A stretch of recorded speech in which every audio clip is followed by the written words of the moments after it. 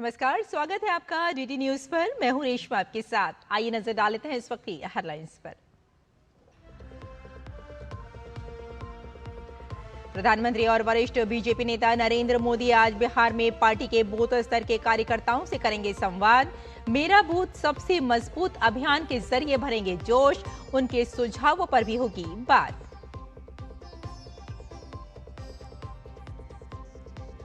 बिहार चुनाव को लेकर इंडी महागठबंधन में आज हो सकता है सीटों का ऐलान।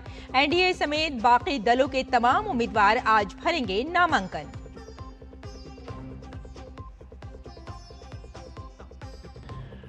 रक्षा मंत्री राजनाथ सिंह आज दिल्ली में ब्राजील के उपराष्ट्रपति और रक्षा मंत्री के साथ करेंगे वार्ता। दोनों देशों के बीच रक्षा क्षेत्र में बहुमुखी संबंधों की होगी समीक्षा। संयुक्त राष्ट्र मानवाधिकार परिषद के लिए भारत का 7वीं बार हुआ चयन। 2026 से 2028 तक होगा कार्यकाल। मानवाधिकारों और मौलिक स्वतंत्रता के प्रति भारत की अटूट प्रतिबद्धता का प्रदर्शन। और भारत की जीडीपी पर ट्रंप का टैरिफ बेअसर। आईएमएफ ने 6.6% ग्रोथ का लगाया अनुमान। कहा भारत दुनिया की सबसे तेजी से बढ़ती अर्थव्यवस्था।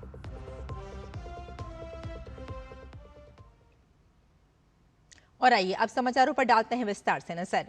प्रधानमंत्री नरेंद्र मोदी आज भाजपा के बूथ स्तर के कार्यकर्ताओं के साथ संवाद करेंगे। पीएम मोदी मेरा बूथ सबसे मजबूत अभियान के अंतर्गत पार्टी कार्यकर्ताओं से बातचीत भी करेंगे। उन्होंने कहा कि पार्टी के समर्पित कार्यकर्ता बिहार में राष्ट्रीय जनतांत्रिक गठबंधन की जीत सुनिश्चित करने के लिए पूरी ऊर्जा से काम कर रहे हैं। प्रधानमंत्री ने कहा कि ऐसे समर्पित कार्यकर्ताओं से बातचीत करने से सदैव नई प्रेरणा मिलती है। पीएम मोदी कुछ कार्यकर्ताओं से सीधे संवाद भी करेंगे। 243 सदस्यीय बिहार विधानसभा के लिए 6 और 11 नवंबर को 2 चरणों में मतदान होगा। मतगणना 14 नवंबर को होगी।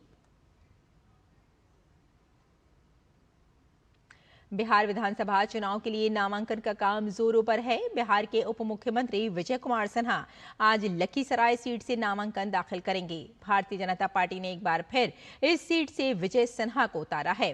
वे यहां से लगातार 3 बार के विधायक हैं और कुल 4 बार चुनाव जीत चुके हैं।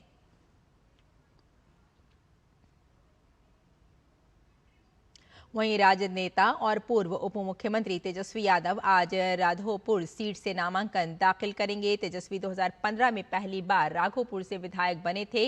इसके बाद वे 2020 में भी इस सीट से चुनाव जीते थे। अब वे तीसरी बार वैशाली जिले के राघोपुर विधानसभा क्षेत्र से चुनावी मैदान में उतरने वाले हैं। नामांकन को लेकर पार्टी की ओर से तैयारी की गई है। नामांकन के बाद वे एक जनसभा को संबोधित करेंगे।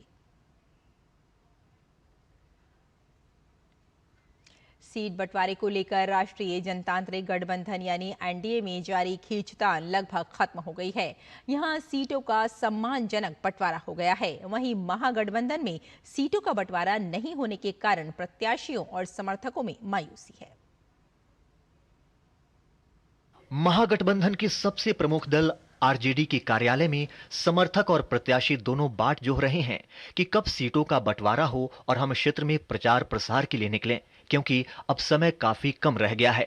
टिकट जितना विलंब होगा कैंडिडेट मेरा क्षेत्र में नहीं जा सकेगा। वहाँ की जनता जो है कहेगा कि अभी आया है, इसलिए टिकट जल्दी दे देना चाहिए। जितना जल्दी सीट शेयरिंग का मामला खत्म समाप्त होगा उतना जल्दी जो कैंडिडेट है वो अपने अपने एरिया में जाएंगे और अपने जनता से अपील करें कि हाँ वोट दीजिए हमें। इस बार इतना देरी हुआ है, हम लोग कार्यकर्ता मायूस हैं। हम लोग पार्टी नेतृत्व के यही कहेंगे राष्ट्रीय अध्यक्ष से कि जल्द के जल्द घोषणा कर दें। एनडीए में सीट शेयरिंग का काम पूरा हो चुका है, लेकिन महागठबंधन में अभी भी सीटों को लेकर उहापोह जारी है, जिससे समर्थक थोड़ा निराश जरूर हैं। दूसरी तरफ एक खबर यह भी मीडिया की तरफ से फैलाई गई कि लोजपा को जदयू के हिस्से की सीट गठबंधन के तहत दे दी गई है, जिससे जदयू काफी नाराज है। जब हमने लोजपा से संपर्क किया तो ये आरोप निराधार निकला। 29 सीट लोक जनशक्ति पार्टी रामविलास को मिली है, हमारे नेता आदरणीय चिराग पासवान जी को मिली है। और जब तक औपचारिक घोषणा नहीं हो जाता है तब तक हम कोई सीट के नामों की चर्चा नहीं कर सकते हैं। चिराग पासवान जी का सोच है महिला और युवा और अभी 33% जो आरक्षण हमारे यशस्वी प्रधानमंत्री जी के द्वारा दिया गया था, उसमें हमारे राष्ट्रीय अध्यक्ष जी बढ़ चढ़ करके ये किए थे। उसके लिए तो हमें लगता है कि इस पे उनका ज़रूर फोकस है, महिलाओं पे, क्योंकि कहते हैं वो हमेशा कि जब तक महिलाओं का साथ नहीं होगा, उसका विकास नहीं होगा, तो देश का विकास संभव नहीं है। इस बीच एनडीए में सीटों के बंटवारे की घोषणा के बाद जीतन राम मांझी की अगुवाई वाली हिंदुस्तान आवाम मोर्चा ने अपने सभी प्रत्याशियों के लिए सिंबल जारी कर दिया। जनता दल यूनाइटेड ने भी अपने कुछ प्रत्याशियों को सिंबल प्रदान किए, लेकिन महागठबंधन में सीटों के बंटवारे को लेकर सिर फुटव्वल जारी है। गठबंधन में सभी पार्टियां अपनी डफली और अपना राग आलाप रही हैं। महागठबंधन के प्रमुख घटक दल भाकपा माले ने गठबंधन में सीट बंटवारे को दरकिनार करते हुए अपने 18 उम्मीदवारों की सूची जारी कर दी है। गौरतलब है कि पहले चरण के चुनाव के लिए नामांकन की अंतिम तारीख 17 अक्टूबर है। Kumar Alok, DD news, Patna. और रक्षा मंत्री राजनाथ सिंह आज नई दिल्ली में ब्राजील के उपराष्ट्रपति गेराल्डो अल्कमिन के साथ बैठक करेंगे। ब्राजील के रक्षा मंत्री जोज म्यूशियो मॉन्टेरियो फिल्हो भी बैठक में उपस्थित रहेंगे। रक्षा मंत्रालय ने बताया कि विचार विमर्श के दौरान दोनों देशों के बीच रक्षा संबंधों की समीक्षा की जाएगी। सैन्य और रक्षा उद्योग सहयोग सहित परस्पर हित के विषयों पर भी बातचीत होगी। भारत संयुक्त राष्ट्र मानवाधिकार परिषद के लिए 2026-28 के कार्यकाल के लिए 7वीं बार चुना गया है। ये मानवाधिकारों और मौलिक स्वतंत्रताओं के प्रति भारत की अटूट प्रतिबद्धता को दर्शाता है। इसके लिए भारत ने संयुक्त राष्ट्र और सभी प्रतिनिधि मंडलों को उनके समर्थन के लिए धन्यवाद किया है। वहीं भारत ने कहा कि हम अपने कार्यकाल के दौरान इस उद्देश्य की पूर्ति के लिए तत्पर हैं। बता दें कि संयुक्त राष्ट्र मानवाधिकार परिषद UNHRC में 47 सदस्य देश शामिल हैं, जिनका चुनाव संयुक्त राष्ट्र महासभा द्वारा बहुमत से किया जाता है। इन सदस्यों को 3 साल के कार्यकाल के लिए चुना जाता है और हर साल 1/3 सदस्यों का नवीनीकरण किया जाता है। प्रधानमंत्री नरेंद्र मोदी ने जैसलमेर में हुए एक हादसे पर दुख व्यक्त किया है। प्रधानमंत्री कार्यकाल द्वारा सोशल मीडिया साइट एक्स पर साझा पोस्ट में पीएम मोदी ने कहा कि राजस्थान के जैसलमेर में हुए एक हादसे में हुई जानमाल की हानि से व्यथित हूं। इस कठिन समय में मेरी संवेदनाएं प्रभावित लोगों और उनके परिवारों के साथ हैं। घायलों के शीघ्र स्वस्थ होने की प्रार्थना करता हूं। प्रधानमंत्री राष्ट्रीय राहत कोष से प्रत्येक मृतक के परिजनों को 2 लाख रुपए की अनुग्रह राशि दी जाएगी। घायलों को 50,000 रुपए दिए जाएंगे। और केंद्रीय कृषि मंत्री शिवराज सिंह चौहान ने पंजाब दौरे के दौरान कहा कि केंद्र सरकार पंजाब की बाढ़, बारिश से प्रभावित जनता और किसानों की सेवा में कोई कसर नहीं छोड़ेगी। केंद्र सरकार की ओर से पंजाब के किसानों के लिए गेहूं बीज निःशुल्क उपलब्ध कराने हेतु 74 करोड़ रुपए की राशि जारी की गई। उन्होंने बताया कि प्रधानमंत्री किसान सम्मान निधि के तहत पंजाब के किसानों के खातों में अग्रिम राशि डाली गई है। बाढ़ से प्रभावित पंजाब के नागरिकों के लिए 36,000 से ज्यादा मकान स्वीकृत किए गए हैं। पहली कोशिश यही होनी चाहिए कि हम अपनी जनता को कैसे परेशानी से बाहर निकालें, मुश्किल से बाहर निकालें, और इसलिए तत्काल 240 करोड़ रुपया एनडीआरएफ की एक एडवांस किस्त जारी कर दी गई थी। और आगे भी राज्य सरकार का जो मेमोरेंडम होगा उसके अनुसार पंजाब के किसानों की भरपूर सेवा करने में कोई कसर नहीं रहेगी। तो एक तो कनक के बीज की मांग आई थी कि जिन किसानों की फसल खराब हो गई तो उनको कनक का बीज निःशुल्क मिल जाए, उसके लिए भी लगभग 74 करोड़ रुपए की राशि स्वीकृत की है।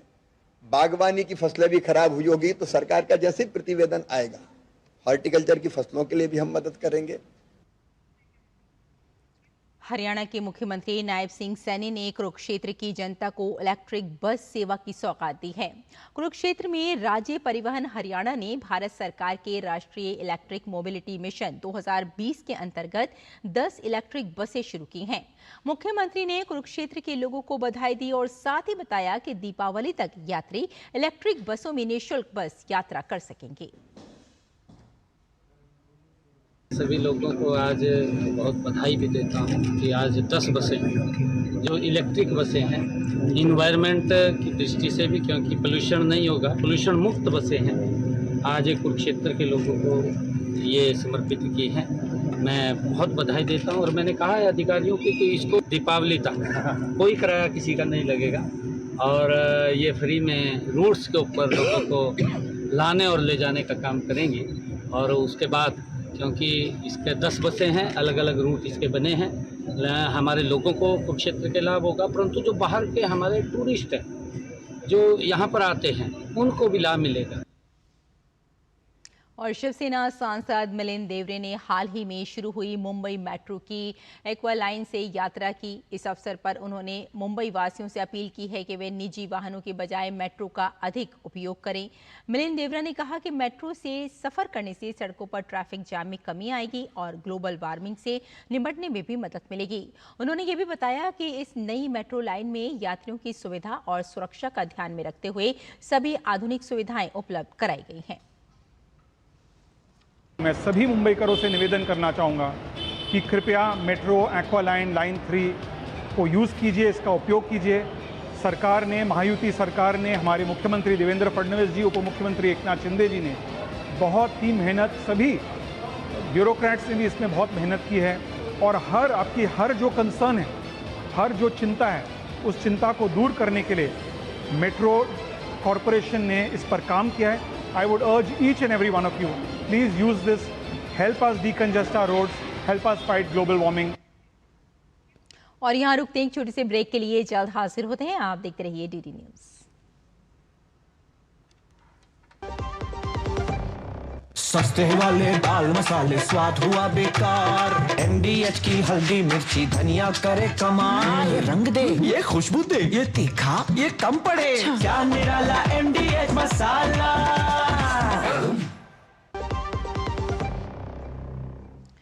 ब्रेक के बाद एक बार फिर आपका स्वागत है। आइए आगे बढ़ते हैं, कुछ और खबरें देख लेते हैं। वैश्विक स्तर पर इस वक्त सबसे बड़ा मुद्दा है विश्व शांति का, जिसमें संयुक्त राष्ट्र की भूमिका और भी अहम हो जाती है। नई दिल्ली में आयोजित संयुक्त राष्ट्र शांति मिशनों में सैनिकों का योगदान देने वाले देशों के प्रमुखों के सम्मेलन में मंगलवार को इसी बात पर विशेष जोर दिया गया और अब तक के सभी अभियानों में भारत की भूमिका को रेखांकित किया गया। देखिए हमारी ये खास रिपोर्ट। संयुक्त राष्ट्र शांति मिशनों में सैनिकों का योगदान देने वाले देशों यानी कि UNTCC के प्रमुखों के सम्मेलन की मेजबानी का मौका इस बार भारत को मिला है। नई दिल्ली में आयोजित इस 3 दिवसीय सम्मेलन में 30 से ज्यादा देशों के सैन्य प्रमुखों ने शिरकत की। इस अवसर पर सभी सेना प्रमुखों को संबोधित करते हुए रक्षा मंत्री राजनाथ सिंह ने संयुक्त राष्ट्र शांति स्थापना प्रयासों के प्रति भारत की प्रतिबद्धता को रेखांकित किया। उन्होंने कहा कि भारत हमेशा से शांति स्थापना अभियानों में अग्रणी रहा है, क्योंकि भारत पूरे विश्व को एक परिवार मानता है। India was a founding signatory of the UN Charter, and for us, the noble vision of the UN Charter was not new. It reflected India's own civilizational philosophy of Vasudhaiva Kutumbakam, means the whole world is a family, which teaches us the world is one family. सेना प्रमुख general Upendra Dwivedi ने भारत में इस सम्मेलन के आयोजन पर खुशी जाहिर की और दुनिया भर में अलग अलग अभियानों में भारतीय सेना के योगदान पर प्रकाश डाला। India, as one of the largest contributors to peacekeeping, has sent approximately 300,000 men and women across 51 missions out of the total 71 peacekeeping missions of the United Nations. These include our early deployments in Korea, that is 1950, Congo 1960, to the current deployment of 9 out of 11 ongoing missions. पूरी दुनिया में संयुक्त राष्ट्र शांति अभियानों की देखरेख करने वाले कार्यालय department of peace operation DPO के अवर महासचिव जीन पियरे लेक्रोइक्स ने इस सम्मेलन में वित्तीय सहायता में कमी की चुनौती पर बात की। Peacekeeping missions have been prioritizing efforts to improve cost effectiveness by fostering a culture of efficiency in both budget requests and resource utilization.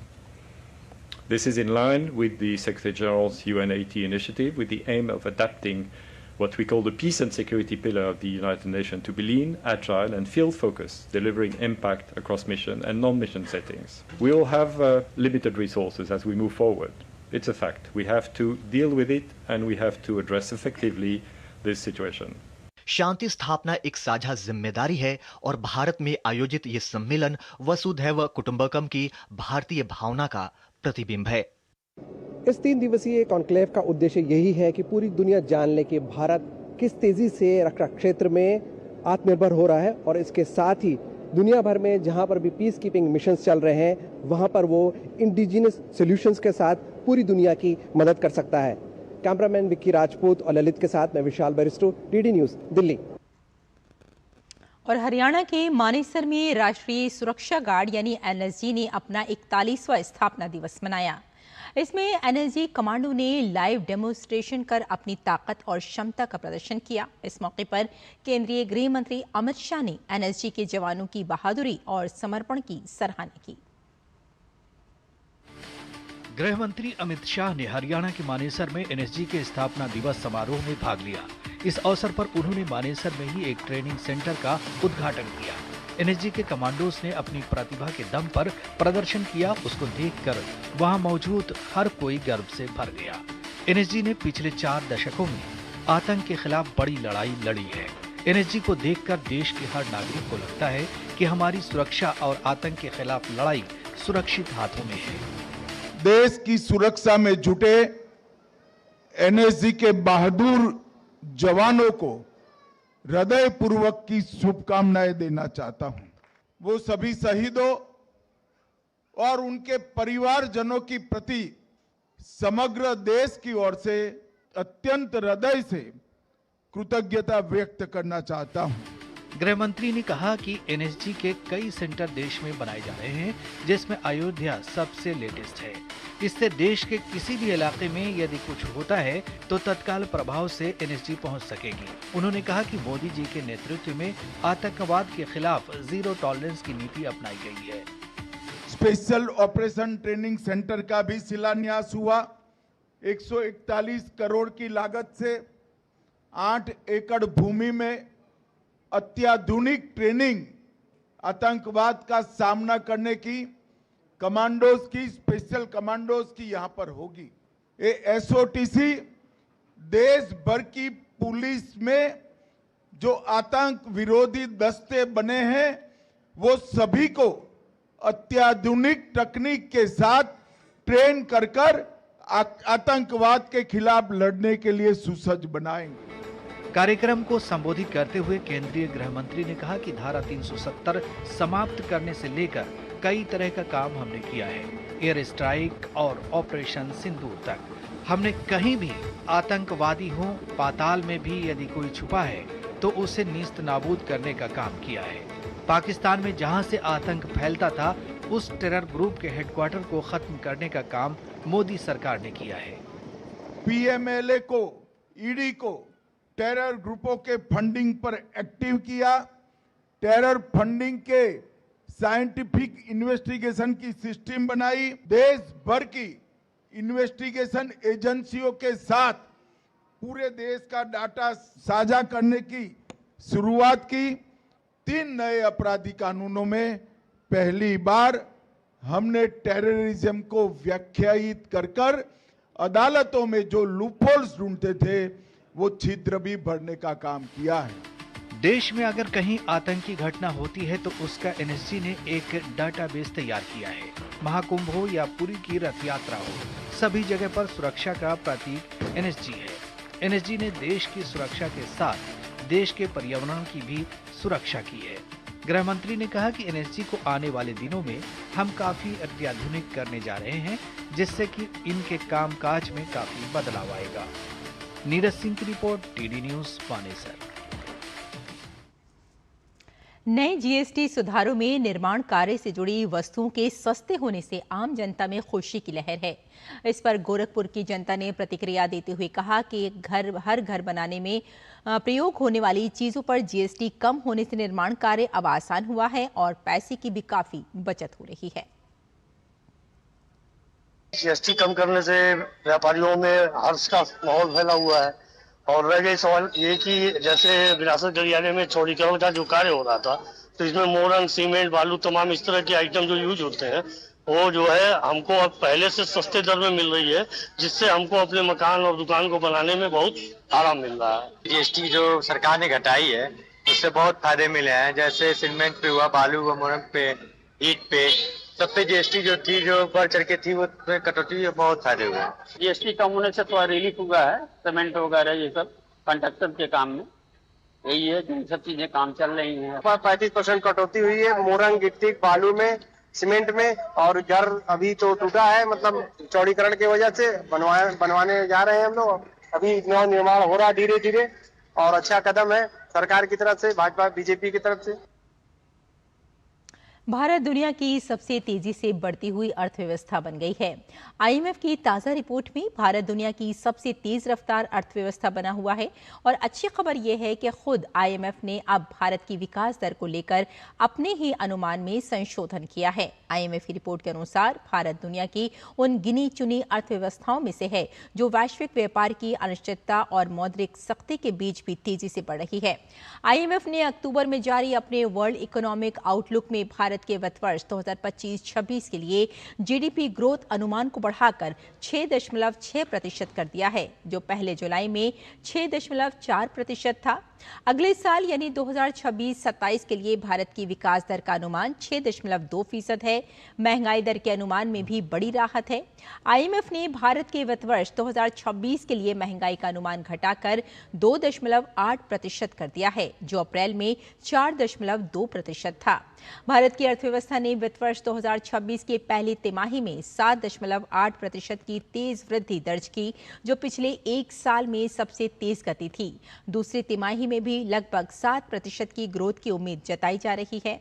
IMF report के मुताबिक भारत की विकास दर में हुई इस तेज वृद्धि के पीछे मजबूत घरेलू मांग, सेवा क्षेत्र के निर्यात में मजबूती और पहली तिमाही में अर्थव्यवस्था का जबरदस्त प्रदर्शन रहा है। आईएमएफ से पहले विश्व बैंक और भारतीय रिजर्व बैंक ने भी अपने अनुमान बढ़ाए हैं। विश्व बैंक ने वित्त वर्ष 2026 का अनुमान 6.3% से बढ़ाकर 6.5% कर दिया है। कारण बताया गया है कि मजबूत उपभोग और जीएसटी सुधार। आरबीआई ने भी हाल ही में अपना विकास दर अनुमान 6.5% से बढ़ाकर 6.8% कर दिया था। और अब बात कृषि की। ऐसी पद्धति की करते हैं जो न केवल हमारे पर्यावरण के लिए फायदेमंद है, बल्कि किसानों के लिए भी आर्थिक दृष्टि से लाभकारी साबित हो रही है। जी हाँ, हम बात कर रहे हैं प्राकृतिक खेती की। ये खेती का एक ऐसा तरीका है जिसमें रासायनिक उर्वरकों और कीटनाशकों का इस्तेमाल नहीं किया जाता है। पेश है हमारे सहयोगी शमीम अख्तर की ये रिपोर्ट। प्राकृतिक खेती कृषि का एक पारंपरिक तरीका है जिसमें रासायनिक उर्वरकों और कीटनाशकों के बजाय प्राकृतिक साधनों का उपयोग किया जाता है। इसका उद्देश्य भूमि, जल और पर्यावरण की सुरक्षा करते हुए किसानों को आर्थिक और जैविक दृष्टि से लाभ पहुंचाना है। प्राकृतिक खेती में जैविक खाद जैसे गोबर की खाद, हरी खाद और वर्मी कंपोस्ट का उपयोग किया जाता है, जो मिट्टी की उर्वरता को बढ़ाता है। इससे भूमि का संरचनात्मक स्वास्थ्य बेहतर होता है और उसकी पानी को समाहित करने की क्षमता भी बढ़ती है। इसके अलावा ये खेती टिकाऊ होती है और दीर्घकालिक लाभ देती है। भारत सरकार ने प्राकृतिक खेती को बढ़ावा देने के लिए कई महत्वपूर्ण योजनाएं शुरू की हैं ताकि किसानों को इस दिशा में प्रोत्साहित किया जा सके। इनमें प्राकृतिक खेती योजना, आत्मनिर्भर भारत योजना, कृषि प्रसंस्करण और मूल्य संवर्धन योजना और national mission on organic farming जैसी योजनाएं शामिल हैं। प्राकृतिक खेती के तहत एक ही समय में 2 या 2 से अधिक फसलें एक साथ उगाई जाती हैं ताकि भूमि का कुशल उपयोग हो, आय बढ़े और मिट्टी की उर्वरता में सुधार हो सके। हम प्राकृतिक खेती में सब्जी और उसके साथ ईख यानी कि गन्ने की खेती कर रहे हैं। गन्ने के साथ हम प्याज, लहसुन, इस प्रकार की खेती हम गन्ने के साथ कर रहे हैं। सब्जियों की खेती जैसे कि मल्टी लेयर खेती कर रहे हैं। मल्टी लेयर में हम एक साथ 4 से 5 प्रकार की फसल ले लेते हैं। जैसे कि दिसंबर में हम मल्टी लेयर खेती में कर रहे हैं खीरा, करेला। रासायनिक खाद और कीटनाशकों की खरीद में होने वाली लागत को प्राकृतिक खेती से बचाया जा सकता है। इससे किसानों की लागत कम होती है और मुनाफा बढ़ता है। साथ ही ये स्वास्थ्य के लिए लाभकारी होता है। हमने एफपीओ बना रखा है कि हमें फायदा होता है। पहला फायदा तो हमारा ये है, हम अपने खेत में जो भी है गाय भैंस का गोबर यूज करते हैं। इससे हमारे खाने का सब में बड़ा फायदा, जो हम केमिकल मुक्त सब्जी और धान की में भी और गेहूँ इन खेतियों को कर रहे हैं तो उससे हमारा खाने का भी टेस्ट बढ़ रहा है और हमारे शरीर से बीमारी में भी आराम मिल रहा। भारत सरकार की योजनाओं और पहल के साथ प्राकृतिक खेती अब हर किसान तक पहुंच रही है, जिससे उन्हें न केवल बेहतर उपज मिल रही है बल्कि उन्हें एक सुरक्षित और लाभकारी कृषि भविष्य भी दिखाई पड़ रहा है। इसलिए खेती का ये तरीका न केवल आज के लिए बल्कि आने वाली पीढ़ियों के लिए भी फायदेमंद है। Shamim Akhtar, DD news. तो इस बुलेटिन में फिलहाल इतना ही, लेकिन डीडी न्यूज पर खबरों का सिलसिला जारी रहेगा। नमस्कार।